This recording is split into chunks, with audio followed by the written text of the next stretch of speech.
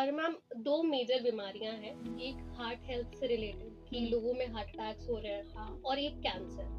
तो कैंसर चाहे वो किसी भी टाइप का हो, और एक हो गया हार्ट हेल्थ। तो मैम न्यूट्रिशन वाइज अगर हम एक अप्रोच अपनाना चाहें कि जो हमको हार्ट हेल्थ भी दे और हमारा हार्ट अटैक जो है उससे प्रिवेंशन कराए और कैंसर से भी प्रिवेंशन कराए, तो क्या ऐसी चीजें हैं जो हमको हार्ट अटैक से भी बचाएंगी और कैंसर से भी बचाएंगी? देखिए, सबसे ज़रूरी है ना हमको स्ट्रेस नहीं लेना। सबसे बड़ा कारण सारी डिजीज़ का जड़ है स्ट्रेस। आज के टाइम में स्ट्रेस हर इंसान को, चाहे वो छोटा बच्चा हो, चाहे एक बुजुर्ग भी हो, हर इंसान को स्ट्रेस है। लेकिन उसी स्ट्रेस को हम ओवर थिंकिंग में ले लेके ओवर स्ट्रेस हो जाते हैं। Actually the reason is the stress. अगर हम स्ट्रेस अपना दूर करें, आधी बीमारियां वैसे ही भाग जाएंगी। ठीक है, न्यूट्रिशन उतना ही, वही न्यूट्रिशन हेल्प करता है आपको स्ट्रेस रिलीव करने में। हमको ऐसे अच्छी क्योंकि आप ज़्यादा जब स्ट्रेस में रहते हो ना, तो आप ऐसी चीज़ों की तरफ ज़्यादा चले जाते हो ना जो आपके लिए अच्छी नहीं होती है। कि कुछ लोगों की क्रेविंग हो जाएगी, मुझे चॉकलेट खाना है, कुछ लोगों की क्रेविंग मुझे मीठा खाना है, मुझे आइसक्रीम खाना है। स्ट्रेस में हो तो आप आइसक्रीम खा रहे हो, मीठा खा रहे हो, या स्ट्रेस में हो तो आप बाहर चले गए, जंक फूड खा लिया, कुछ भी खा लिया। तो यही चीज़ों की वजह से, हमारी लाइफस्टाइल में चेंज आने की वजह से जो हमारा जो रूटीन है वो चेंज हो जाता है। हमारा बॉडी में फिर जो रिक्वायरमेंट्स है वो फुलफिल नहीं हो जाती, और इन्हीं की वजह से ये सारी डिजीजेस पनपने लगती हैं बॉडी में। तो इसके लिए सबसे ज़्यादा तो हमको स्ट्रेस फ्री रहना चाहिए, हमको मेडिटेट करना चाहिए, हमको योगा करना चाहिए, एक्सरसाइज कर, क्योंकि आप अपनी पूरे दिन का अगर 15 to 20 मिनट्स अपनी हेल्थ पे दे दो, सुबह के टाइम थोड़ी सी एक्सरसाइज कर लो, या अब नहीं टाइम है तो आप अपने वर्क पैटर्न के साथ ही कुछ एक्सरसाइजेस इंक्लूड कर लो। सिटिंग एक्सरसाइजेस भी होती है, और ऑफिस में भी कुछ होती है कि आप बहुत देर तक बैठे हो तो आप जाके थोड़ा स्ट्रेचिंग कर लो, वॉकिंग कर लो, मतलब करते रहो। बॉडी को ऐसा करो कि जो चीज़ें हम खा रहे हैं वो अच्छे से डाइजेस्ट हो जाए, हमारा मेटाबॉलिज्म स्लो नहीं हो, नॉर्मल रहे। क्योंकि जैसे जैसे आप लाइफस्टाइल चेंजेस करोगे, स्ट्रेस लोगे, खाना ठीक से नहीं खाओगे, स्ट्रेस में क्या होता है, लोगों को भूख नहीं लग रही है, खाना ही नहीं खा रहे, स्किप कर दे रहे हैं मील नहीं, या कुछ ऐसी चीज़ें खा रहे हैं कि वो ओवर ही खा ले रहे हैं। तो वही सारी चीज़ें हार्ट पे भी असर करती है, और कैंसर है, जो जितनी बीमारियां हैं वो सबका रीज़न ही यही है, क्योंकि आप स्ट्रेस में आके ऐसी चीज़ें प्रेफर करते हो कि जो आपके बॉडी के लिए अच्छी नहीं होती है। और कहीं ना कहीं जो हमारा मेंटल स्ट्रेस है वो फिजिकली भी दिखने लगता है। हाँ, वो आपकी बॉडी पे दिखेगा, कोई एकदम पतला होता जाएगा, कोई एकदम मोटा होता जाएगा, या किसी को डायबिटीज हो जाएगा, ये भी एक लाइफस्टाइल डिजीज है। किसी को कम एज में बीपी हो जा रहे हैं, बच्चों को हार्ट अटैक्स आने लगे, सब रीजन है स्ट्रेस है, आपकी लाइफस्टाइल है। बच्चों को क्या, अभी छोटे बच्चों पे ही इतना बर्डन रहता है पढ़ाई का। पेरेंट्स भी आजकल बहुत ज़्यादा पढ़ाई को लेके उन पे स्ट्रेस डालने लगते हैं कि इतनी कम एज में भी आप चीज़ों के लिए वो करो, प्लस आप न्यूट्रिशन पे तो बिल्कुल ध्यान नहीं दे रहे हो उसमें, तो बच्चा क्या करेगा, स्ट्रेस पढ़ना ही पढ़ना है। तो एग्जैक्टली। हाँ, तो बस यही सब रीजंस है कि जो ये सारी डिजीजेस बढ़ती जा रही है डे बाय डे, क्योंकि एक छोटे से लेके एक बुजुर्ग तक आज की एज में सबके पास स्ट्रेस है, और उस स्ट्रेस को खत्म करने का हम फोकस ही नहीं करते हैं। हमको मेंटल हेल्थ न्यूट्रिशन के साथ हम यही तो फोकस करते हैं अपनी क्लिनिक में, कि हम पेशेंट से बात करते हैं, जानने की कोशिश करते हैं वो उसका एक तो रूटीन क्या है, प्लस वो किन चीज़ों से गुजर रहा है। उसका मेंटल स्ट्रेस आप कम करोगे ना, वो पूरा उसकी लाइफस्टाइल अपने आप धीरे धीरे चेंज होने लगेगी, तो वो धीरे धीरे इन सब चीज़ों से दूर हो जाएगा अपने आप। और मैम ये तो हो गया एक होल सोल अप्रोच की क्या चीज़ें खानी चाहिए, फैट ज़रूरी है, प्रोटीन ज़रूरी है, विटामिन डी ज़रूरी है।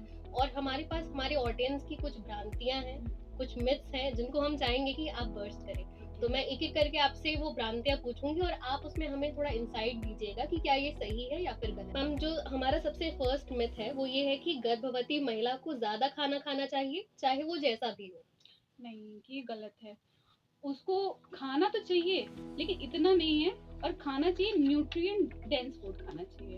ऐसा नहीं है कि कुछ भी खा लो, उसको जितनी भूख है वही खाए, लेकिन वो न्यूट्रिशनल रिच होना चाहिए, हेल्दी फूड होना चाहिए, ये खाना चाहिए उसको। और मैम हमारा जो दूसरा मिथ है वो ये है कि बच्चे को 6 महीने से पहले ही जो ऊपर का दूध है वो दे देना चाहिए।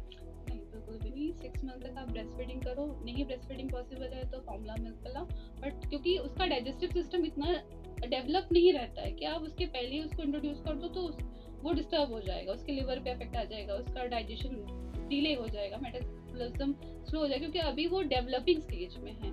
इसलिए वो 6 महीने लगते हैं उसको टाइम, इसीलिए हम ब्रेस्ट फीड कराते हैं। वैसे ही ब्रेस्ट फीड से उसको बहुत सारी चीज़ें मिल जाती हैं सफिशिएंट, जो उसकी ग्रोथ एंड डेवलपमेंट में हेल्प करता है। और मैम नेक्स्ट जो मिथ है हमारा वो ये है कि लड़के जो होते हैं, जो बच्चे होते हैं, उनको दूध, घी और जो फ्रूट्स होते हैं वो ज़्यादा देना चाहिए और लड़कियों के लिए इतना नेसेसरी नहीं है। नहीं, ज़रूरी तो दोनों के लिए है। हाँ, लड़कों की बॉडी टाइप अलग होती है, उनको मसल ग्रोथ के लिए प्रोटीन रिक्वायरमेंट ज़्यादा होती है, बट ऐसा बिल्कुल भी नहीं है कि उनको ज़्यादा देना है, इनको कम देना है।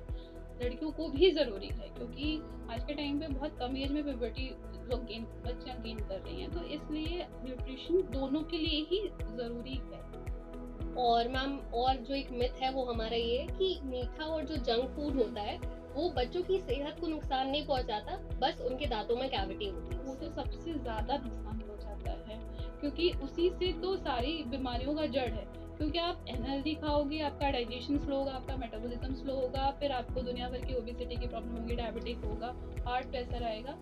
बिल्कुल भी ऐसा नहीं है, जंक फूड तो बिल्कुल भी प्रेफर नहीं करते। हाँ, हम 80 to 20 रूल लेके चलते हैं कि हाँ, आपने प्रॉपर्ली 80% आपने न्यूट्रिशियस खाओ।